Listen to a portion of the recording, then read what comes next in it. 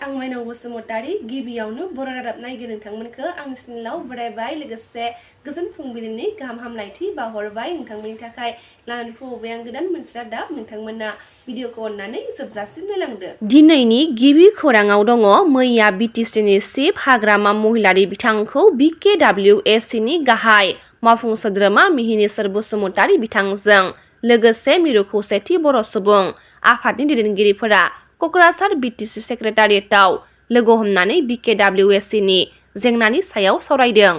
रेलनि जाब्रबथायाव सा 6 सुबुंफोरा जिउ खहा जानांदों होनना खौरां मोननाय जादों। छत्तीसगढ़नि बिलासपुर स्टेशननि साखाथियाव गंनै रेलगारिनि गेजेराव सौग्रावलायदों होनना मिथिनो मोननाय बायदिब्ला गंसे पेसेन्जार आरो गंसे मालगारिनि गेजेराव सौग्रावलायनायाव जाथायाव दासिमाव सा 6 सुबुंफोरा जिउ खहा जादों आरो गोबां सुबुंफोरा जोखोम जानांदों। चिरां जिल्ला बेंगिरि जतिन बरा बिथाङा गोनांथार खौरांगिरि मेल लादों। चिरां जिल्ला खुंथायनि बानजायनायाव फैगौ 10 आरो 11 नबेम्बराव भारतनि आयरन मेन सरदार वल्लभभाई पटेल बिथांनि 150थि जोनोम सानजों लोब्बा लाखिनानै लोगोसे 5 नबेम्बराव भुपेन हाजरिका बिथांनि थैनाय सानखौ बिथा खालामनानै काजलगांव आरो बिजनीआव गुबुन गुबुन हाबाफारि खुंफुंनो साखाफारा जादों होनना फोरमायथिदों। दुलाराय बर' फरायसा आफादनि आफादगिरि दिपेन बर' बिथाङा खौरांगिरि मेल लादों आरो माखासे बाथ्राखौ फोरमायथिदों जेराव बिथाङा फोरमायथिदों मोनद' हारिनो ST होनो नागिरनायनि सायाव फैगौ 10 नबेम्बर खालि मोन 14 ट्राइबेल हारिनि सुबुंफोरा गुवाहाटीआव थानाय सनापुरनि मिनि स्टेडियामाव सोमावसारनाय हाबाफारियाव साफ्रोमखौबो लैहोर बाहागो लानो खावलायहरदों एबसुनि आफादगिरि दिपेन बर' बिथाङा। दुलाराय बर' फरायसा आफादनिफ्राय फैबाय थानाय 10 नबेम्बर 2025 बे सानाव गुवाहाटीआव थानाय सनापुरनि मिनि स्टेडियामाव गासै 14टा ट्राइबेल माहारिनि आरो अल आसाम ट्राइबेल संघ गुबुन गुबुन माहारियारि आफाद एबसु TMPK आरसु बा टिवा स्टुडेन्ट इउनियन गासै लोगो नांनानै CC2आ जि मोनसे आमब्रेला अर्गानाइजेसन दङ बे आमब्रेला अर्गानाइजेसननि गेजेरजों मोनसे गिदिरथार ट्राइबेलफोरनि सुबुं गौमा अर्गानाइज खालामनाय जादों। प्राय 1 लाख गेदारिंनि टारगेट खालामनानै सनापुरनि मिनि स्टेडियामाव 11टा बाजारनिफ्राय जानो गोनां बे सुबुं गौमायाव बयखौबो आं गिबियावनो बाहागो लानो थाखाय गोसो गोरबोनिफ्राय दुलाराय बर' फरायसा आफादनि जानानै बर' आइ आफा रायजो राजाजों लोगोसे आफादफोरखौ आं गुरैयै खावलायबाय। बे सुबुं गौमानि गुबै थांखिया जाबाय जे आथिखालाव आसाम सरकारा आरो भारत सरकारा जथायहै मोनद' आसामनि पपुलास आरो एडभान्स कमिउनिटिखौ गोदानै ST थिसननायनि जे मोनसे ब्लुप्रिन्ट बेखौ होबथानायनि थाखाय आरो कुनु कारनाव जाहाथे थाखानाय STफोरा बे गोदानै ST थिसननायनि थाखाय जेंनायाव मोगा मोगि जानो गोनां जाया बा जोंनि मोनखानाय राजनैतिक आरो संबिधानिक जि कन्स्टिटिउसनेल आरो पलिटिकेल जि राइट्स बे राइट्सआ जाहाथे खर्ब जाया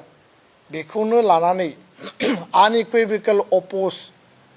माने एगेन्स्ट माने 6 माने कमिउनिटी जि शेड्युलिं इस्यु बेखौ लानानै जोङो थिक थाक खालामनाय जादों।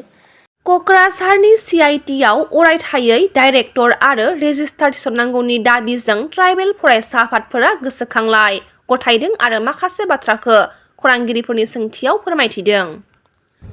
निश्चय जोङो दिनै जोंनि मोनब्रै ट्राइबेल स्टुडेन्टस इउनियन जेरै अल आसाम ट्राइबेल स्टुडेन्टस इउनियन, अल राभा स्टुडेन्टस इउनियन, गार' स्टुडेन्टस इउनियन, बड' नेसनेल स्टुडेन्टस इउनियन जों मिलायनानै दिनैहाय जाहाथे CITआवहाय जों दिनै सफैदों। जोंनि मेन CITआव सफैनायनि जाहोना जाहैबाय जिहेतु जोंहा दिनै जयेन्टलि मोनसे मेम'रेन्डाम जों बानायदों जायखौ जोङो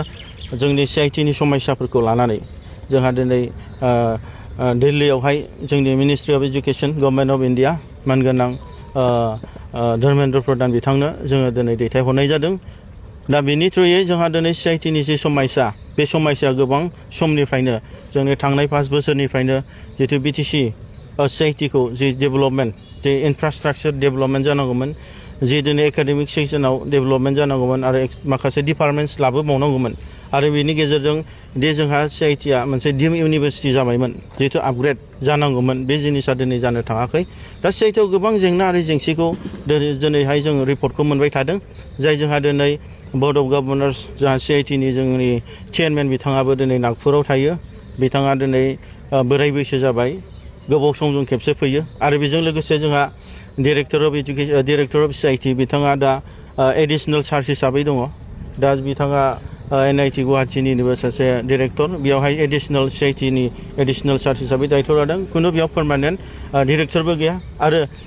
पार्मानेन्ट रेजिस्टारबो गैया इनचार्ज रेजिस्टार हिसाबै दङ दा गोबाव सम बिदिनो सिआइटिआ दिनै जालांबाय थादों आरो बेनि गेजेरावहाय दा सिआइटिनि गेजेराव माखासे जि मावनांगौ डेभेलपमेन्टनि जि प्रसेस जानांगौमोन बे जानो थाङाखै दा बेवहाय जोंहा गोबां माखासे जेंना आरो जेंसिबो फैदों माखासे ग्रुपिजमबो फैदों जिहेतु जोंनि थागिबि जोंनि बेयाव साख्रि मावग्रा बिथांमोनखौ नासयनाय बे बाहेरानिफ्राय फैनाय बेफोरबादि गोबां जेंनायाबो जानो थांदों आरो बेवहाय जोंनि गेजेरावनो जोंनि मानसिखौ जे होखारनाय जोंनि मानसिखौ माबानाय बे जानानै फैबाय थादों जिहेतु जोंहा जोंनि जे बिटिसिआ मोनसे बिटिसि एकर्डनि मोनसे फिथाइ आरो बे सिआइटिखौ जों गोबाव सोमावसारनायनि गेजेरजों जोंनि जोहोलावजोफ्रा बेसेन गोसा थैखौ बावसोमनानै बे सिआइटिखौ मोननाय जादों आरो बे सिआइटिआ जे 2003नि बिटिसि गोरोबथा मेम'रेन्डाम अफ सेटेलमेन्टनि गेजेरजों बियो मोनसे दिनै मोगथां महर मोननो हादों दा बेयावहाय मा जाहैबाय जोंनि सिआइटिनि जि मोनसे इनस्टिटिउटआव जाय बिथांमोना दिनै चेयारमेन हक डिरेक्टर हक रेजिस्ट्रार हक इनचार्ज बिथांमोना दङ बिथांमोना जे बिटिसिनि टार्म्स एन्ड कन्डिसन बादे जितु बिटिसि 6 शिड्युलनि जे बिटिसि एकर्डनि स्पिरिट बादे नैबे सिआइटिआ दिनै सामलाय जानांगौमोन नाथाय बे जिनिसा दिनै सामलाय जानाय जायाखै आरो बिटिसिनि जि क्लजेसफोरनि जे एकर्डनि क्लजेसफोरनि बादे जे सिस्टेमाव बिटिसिआ दिनै सिआइटिआ दिनै माने एडमिनिस्ट्रेसना सामलाय जानांगौमोन बे जिनिसा दिनै मा जाहैबाय दिलुट जानो थांगासिनो आरो बे जिनिसखौनो जोंनि आसामनि माखासे जोंनि बिरोधि बिथांमोन आरो बाहेरानिफ्राय फैनाय माखासे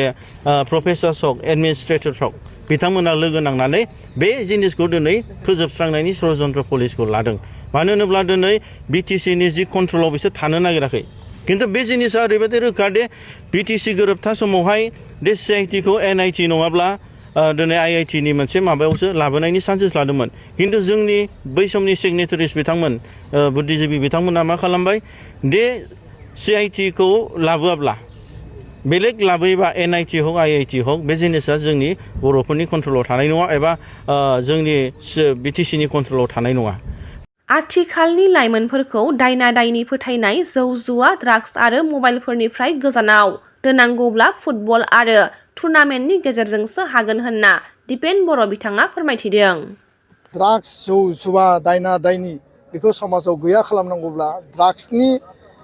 हेंथायै जौ जुवानि हेंथायै जुदि जोङो गोजानाव दोननांगौब्ला लाइमोनफोरखौ मबाइलनिफ्राय गोजानाव दोननांगौब्ला बेबायदि फुटबल टुर्नामेन्टनि गेजेरजोंसो आरो लाइमोनफोरखौ राइट डाइरेक्सनाव पजिटिभ एनार्जिखौ जों इउटिलाइज खालामनानै बिश्व दरबाराव बर' हारिखौ जोङो आवगायलांनो हागोन आं बेखौनो बिसास खालामो आरो एबसुनि जोंनि गासै टीमनि गुबै थांखिया उद्देश्यआ बेनो